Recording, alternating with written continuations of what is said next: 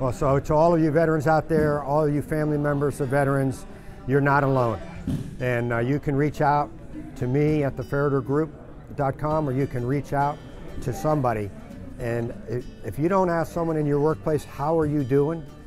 And listen to what they say, and then go sit with them. If they say, not so good, we can solve the problem. You are not alone. Never accept defeat. Never quit. Demonstrate inspired leadership, and do PT twice a day. Cool. Thank you.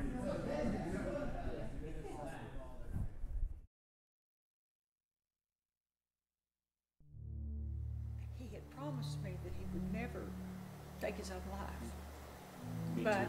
some things get so bad that even a promise like that just can't be kept.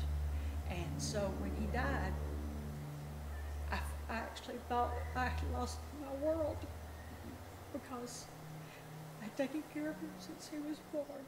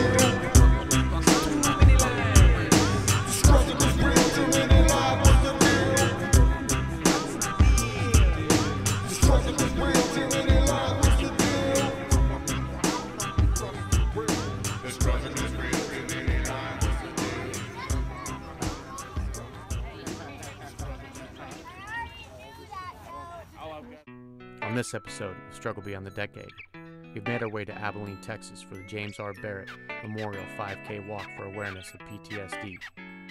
This walk is a little bit different from the rest of them. You see, 1 year ago, my best friend, comrade, and brother took his own life.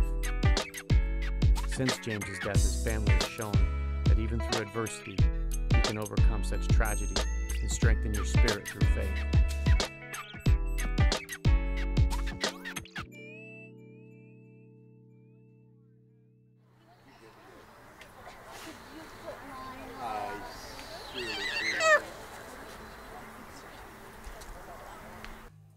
The only way that you're going to understand veteran suicide, I guess, is if it impacts you personally.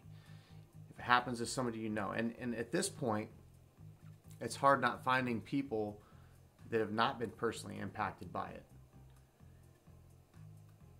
And when I say personally impacted by it, I mean, you can say that you were with somebody in a certain unit. You were in that same platoon with them. You were in the same brigade with them. But was it one of your soldiers? Was it somebody that was one of your close friends or one of your close comrades? And I guess it does have to come to that, to the point where people are so personally impacted by it that they're willing to make a difference. And I think for the Barrett family, when they started this foundation, they really set a good example of what people should do when their families are impacted, and it's personally that close to home. It was so close to home that when James committed suicide, he did it in front of his home. So I guess, that's as close as you can get. And to see the family turn it around into something positive, something that they wanted to,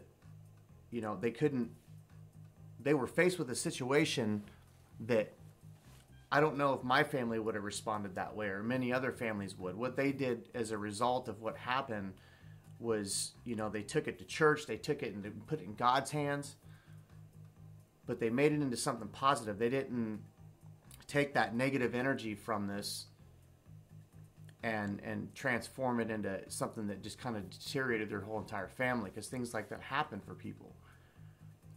but they were able to, you know, manifest a great way to give back to community and start a conversation about how to resolve some of these issues, and find ways to start investing into veteran projects that have to do with how to resolve such a hard issue.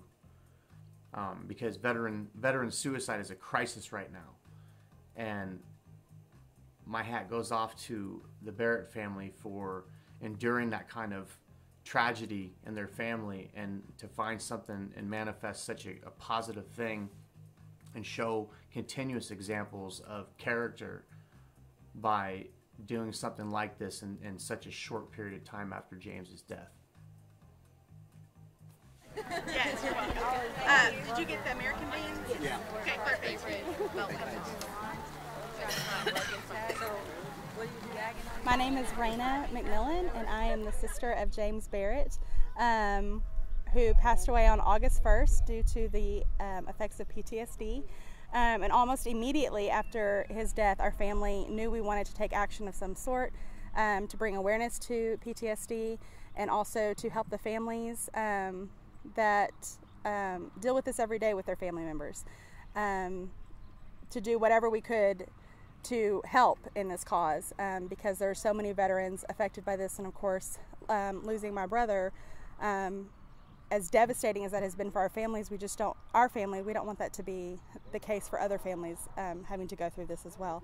And so it was placed on our heart, but we didn't really know where to take that because we're also grieving. And so that was something we had to kind of work through, like, where's our place in this battle? And so about 3 months ago, on May 1st, the James R. Barrett Foundation for PTSD Awareness and Research became official through the state of Texas.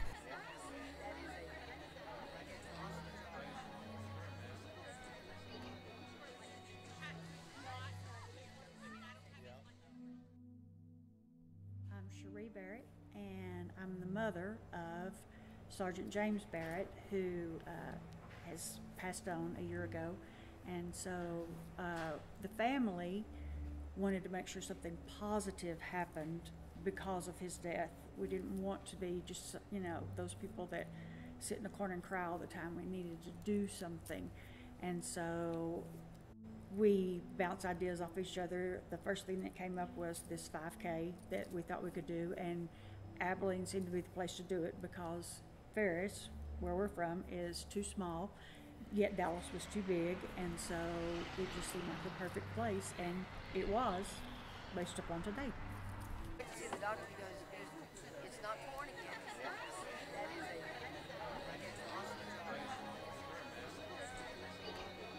Good morning, I'm David Barrett. I am the uncle of James Barrett, the one for whom this run is in memoriam for. James, he did 3 tours overseas, and when he came back, and I hope this is the right thing to say, he wasn't James Barrett any longer. He had changed tremendously, and we tried to help. Everybody did, gave him so many suggestions to try to cope and develop more coping skills.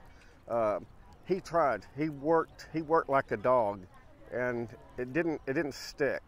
And for him to have peace, he found it on August the 1st of last year, and it was because of PTSD. PTSD is so real, and until he died, I never knew that PTSD was an actual thing. I just thought it was a phrase that somebody used. But when you walk by your nephew's coffin, you realize that it's a real thing when it affects somebody in your home. He passed away back in August, on August 1st, around 2 o'clock in the morning. So we're just trying to find a way to raise awareness for those that have PTSD, that have to deal with it. You don't really get to understand it to the full effect until it hits home.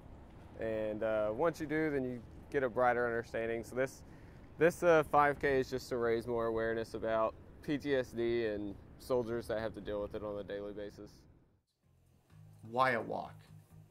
What is that going to do to improve the veteran suicide issue? You know, what does walking do? What does marching do? And really, you know, it's about getting to know a veteran, mixing the two communities together, mixing the two separate cultures together, the civilian culture and the military culture, and intervene that, and let them get together, let them find a way to have community with each other, so that they can have a conversation about this. And I think that anytime that you have culture shock like that, when you culture jam a situation, you're going to have problems, especially for the outsider that's coming in. And I find that transition issues is one of the biggest problems that we have with the veteran community right now. And I think that doing walks and marches like this, it's began a conversation. It's allowed people a moment, an opportunity to meet a family that is personally there on ground, trying to raise community out of such a situation that could have been just destroyed their entire family. And now they found an outlet, and at the beginning phases of this foundation, the walk is how they're going to do it.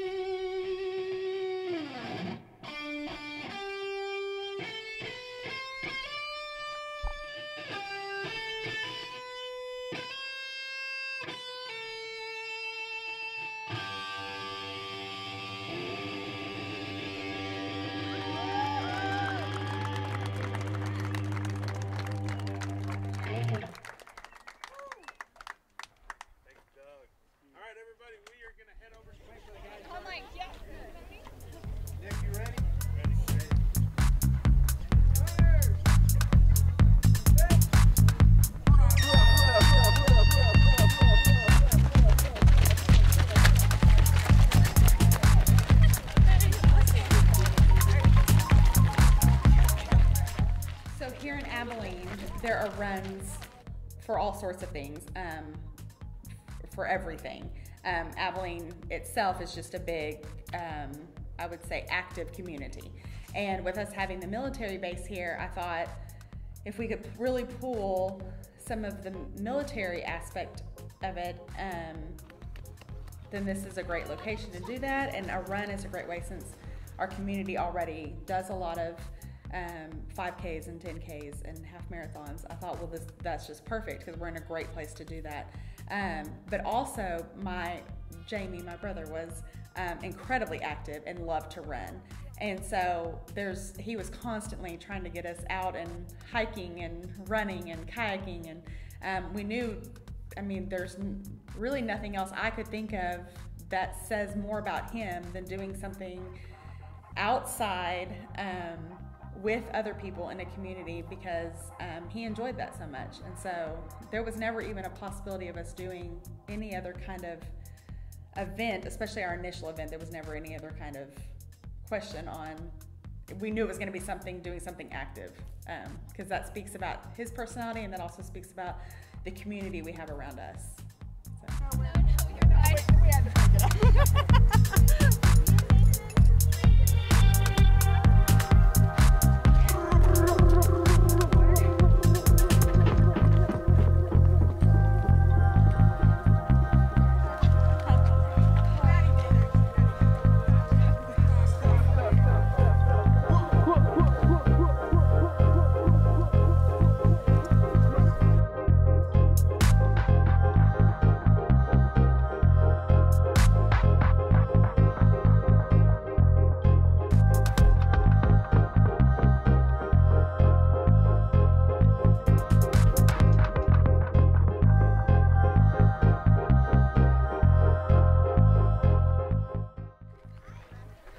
How was the run?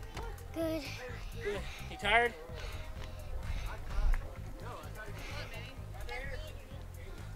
How old are you? 3, 4. You're 4? You gonna come back next year and do it? Yeah. All right, buddy. Here too. Can you put your sunglasses on? Put your American flag sunglasses on.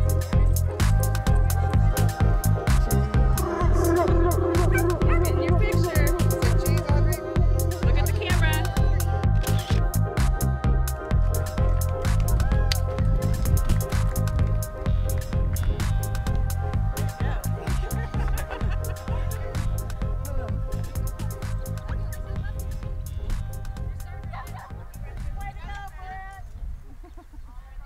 So my name's Britt Reynolds. I'm Jamie's cousin. Live in San Antonio, Texas. First cousins, and the reason I'm out here today is just a celebration of his life. Raise awareness for PTSD. Educate people, educate the community on it. It's not something I ever even myself thought of a whole lot before, and it just opened my eyes to what's going on with our veterans. As you know, 22 veterans lose this battle every day, and so getting a little emotional. Sorry. And I just want people to know that don't take a single day with any loved one for granted. I had a great relationship with Jamie, but you always look at what could I have done more? Could I have spent more time with him, reached out to him more? So there's always a little bit of regret there, but ultimately I know that what happens in life is in God's hands, and as much as it's hard to say, this is part of God's plan, and I think part of that plan is to help other people, to make it known, make people aware. I go to a big church in San Antonio, Texas, and it was amazing. There's probably 10,000 people that go to this church, and the pastor was talking about, and this was shortly after the incident with Jamie, he was talking about PTSD and the 22 veterans, and it's amazing how many people did not know in the church. He had everyone raise their hands, and I would say more than half of the people were unaware. So just the fact that we're out here and there's all this support, all these people showed up, is really important to me, and I think will make a big difference. So we all often share this feeling of regret, and in James's case, I personally felt a lot of regret. I felt like there was, we had some, separation of time from each other, that we didn't, stay in contact because he's got his things going on and I got my things going on, and maybe I wasn't the most available. I don't know what it was. I don't feel like it was that. We did a lot of jiu-jitsu together. We trained together a lot, so we talked a lot. But I just think that it was the lack of closeness. We weren't in proximity to each other. I lived in Iowa and he lived in Texas, so I couldn't be there. I think, and you can't change the world like that. You can't, try to move locations to try to find somebody's freedom from pain, But it was really about James at that moment, and I don't have any regret for that.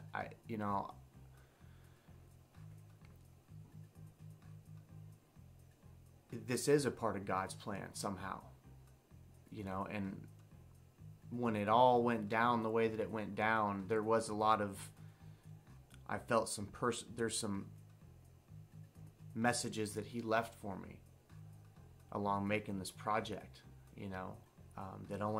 that only he knows that I would have understood about all this, about how he was feeling and what he was going through.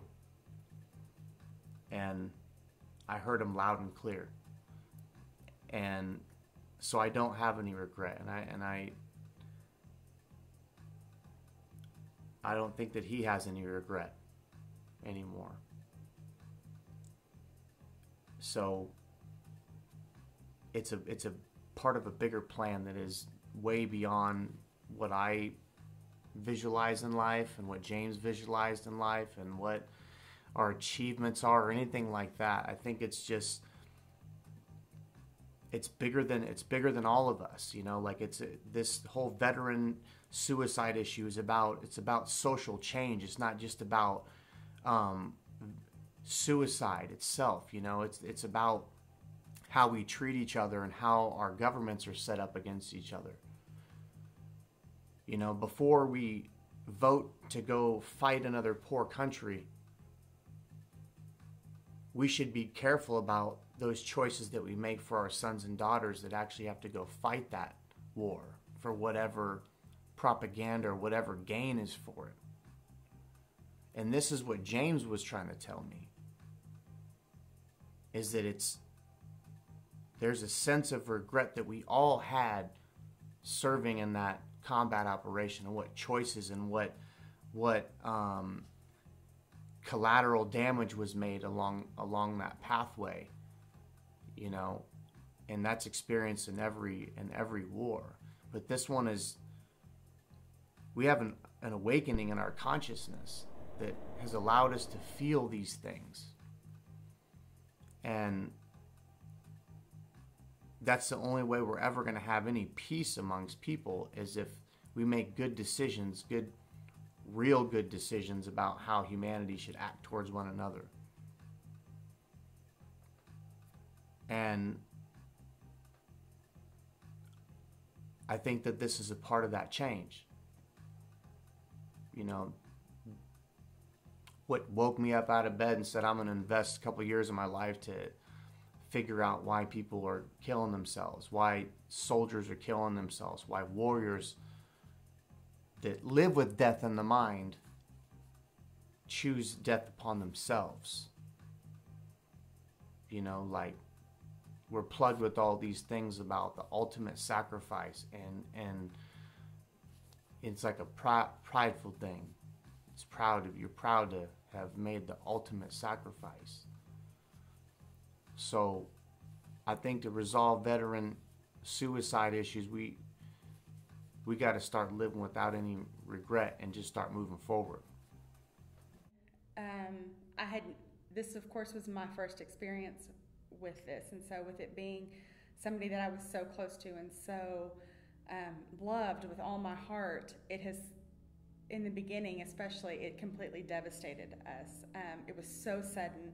There were no warning signs. It wasn't premeditated. It was awful. And it completely rattled our whole world.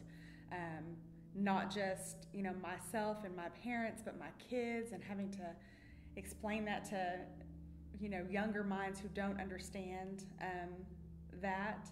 And so, yeah, it completely changed our whole world. I never understood how someone could be hurting and be so upset and in that darkness to want to even consider suicide. I never dreamed. And with Jamie, the PTSD and the thoughts that he had, they were kept so private that I never even imagined that could have been something he was thinking about. It's not that I didn't know he struggled, it's just that I never knew he could be that desperate to not be in pain anymore. Veterans dealing with, it's just like when you're trying to resolve a crisis of any type. You cannot damage the dignity of the people that are in crisis. That's like the biggest no-no in the world. Don't destroy the dignity of the people who seek help and need when they're in a crisis. It's that simple.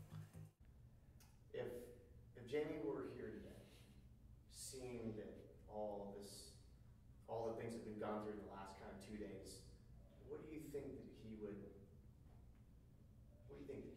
say to other veterans out there right now that are kind of going through this same thing that he was going through last year? Yeah. I think he would say, don't stop. I think now he would say, keep going. I think he would, he'd be so proud, I think, that it was even being spoken about at all. I think, I think he would say, keep going, keep persevering, keep going. He had an incredible life that was cut way too short. He had a lot more life to live. And I think if he had just woken up the next morning, I think he would have realized how amazing that life was. So what I can say is, from my own experience, and trust me, it's an experience that I have not ever wanted to have, but if you're thinking of harming yourself, think about your mother. This isn't something that you would want her to go through. I know Jamie didn't want me to have to go through this, and I know it was a moment of weakness that he finally took his life. I really believe that if you're thinking about it, there's still hope. There is a lot of hope still there for you, and so don't think it's the last resort. You really need to stop and think. There's so much more in life that you can do, and you can help other people. People will listen to you because you've lived through the experiences that they have. So trust me when I tell you that you don't want to put your family through the hurt that we have had this last year. It's been so much that there were times when I could not function. I didn't know how to get up in the morning and move through a day. But I learned to do it, and you can learn to do it too without taking your own life. You have got to take the time that you need. Don't be afraid that other people will say, oh, I don't have time to talk to you right now. If you ever need to talk to anybody, I can assure you that you can call me, you can call Aaron, you can call anybody in your unit. If Jamie only knew the friends that he had, he would have called someone, I know. But at the very end, he thought he had no friends left except for Aaron. And he's a people person, but he didn't have people with him. And that was his choice that he did that. I really think there's still hope, and please, please rethink this decision. Please act on it. Go to the VA, go to one of the suicide crisis lines, make that phone call. Do whatever it takes to save your life, because it is worth something. It's worth something, and you'll be so glad when you work your way through the problem. Okay, well, I guess you saw my fight. It went well. I won. That's always a good thing. I'm happy tonight's over and ready to get back to work tomorrow. Did you know that you're not alone? The fight is never lost. Did you know that we'd still be here when the dew has turned to frost? How do we say that we're sorry? The fight was never yours. How do we say that we'll miss you? You'll see it when we mourn.